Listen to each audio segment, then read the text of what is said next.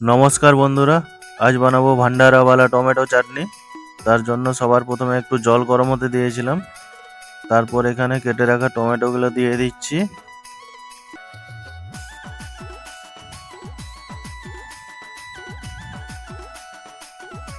ভান্ডারাওয়ালা tomato চাটনি খুবই tasty হয়, টক ঝাল মিষ্টি সবই ব্যালেন্স থাকে এখানে এই চাটনির মধ্যে, তাই খেতেও টেস্টি হয়। টমেটোগুলো সেদ্ধ করার জন্য তাড়াতাড়ি যাতে গলে যায় তার জন্য দিয়ে দিচ্ছি লবণ।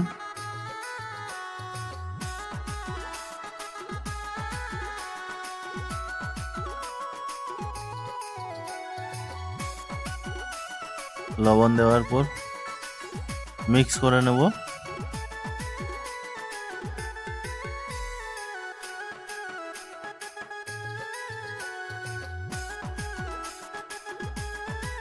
টমেটোটা যতক্ষণ না গলে যাচ্ছে ততক্ষণ পর্যন্ত মিক্স করতে হবে।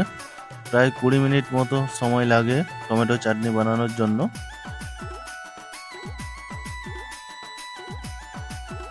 20 মিনিট পর দেখুন টমেটোটা ভালোভাবে মেল্ট হয়ে গেছে।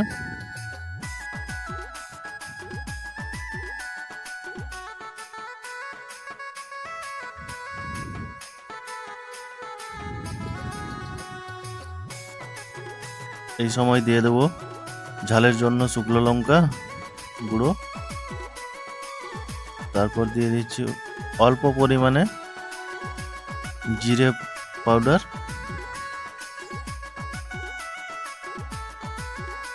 দিয়ে ভালোভাবে নাড়িয়ে নেব, মিক্স করে নেব।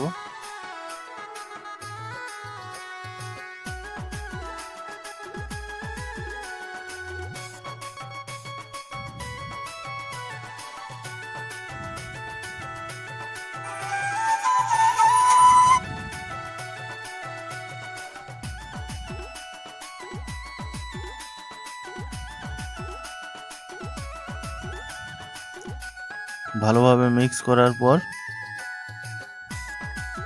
এখানে দিয়ে দিচ্ছি ধনিয়া গুঁড়ো। জিরে পাউডার যা দিবে তার ডবল ধনিয়া পাউডার দেবে।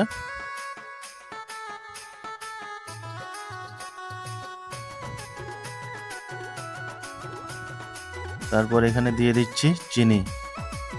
কিলো পিছু 300 গ্রাম চিনি দিলেই যথেষ্ট চাটনির জন্য, টমেটো চাটনির জন্য।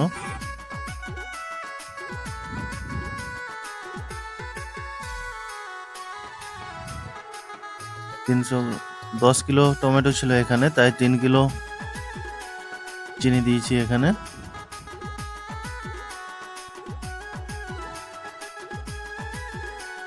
চিনিটা যতক্ষণ না মেল্ট হয়ে যাচ্ছে ততক্ষণ পর্যন্ত নাড়া দিতে হবে। কালারটা দেখুন অটোমেটিকলি চেঞ্জ হয়ে যাবে। যে ফ্যাকাশে লাল ছিল ওটা পুরো গাঢ় লালে পরিণত হবে।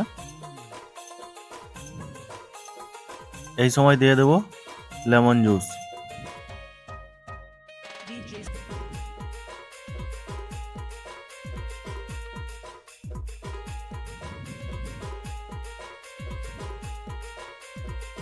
লেমন জুস দিয়ে মিক্স করে নেব। কিলো পিছু একটা লেবুর প্রয়োজন হয়। 10 কিলো ছিল তাই 10টি পাতি লেবুর রস নিয়েছিলাম এখানে।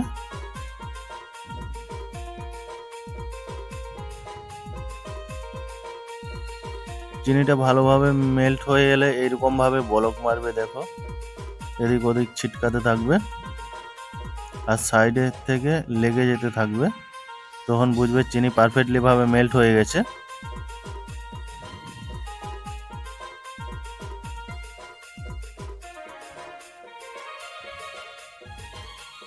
এই সময় ফ্লেভারের জন্য দিয়ে দিচ্ছি কাঁচা লঙ্কা।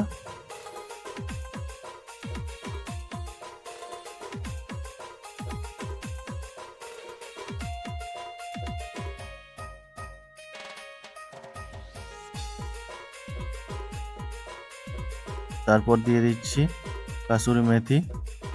কোনো তেল ইউজ করা হয়নি এখানে, তেল ছাড়াই চাটনিটা বানানো হয়েছে।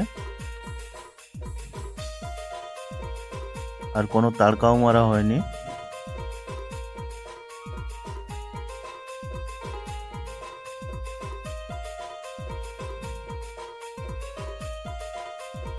চাটনিটা রেডি হয়ে গেছে।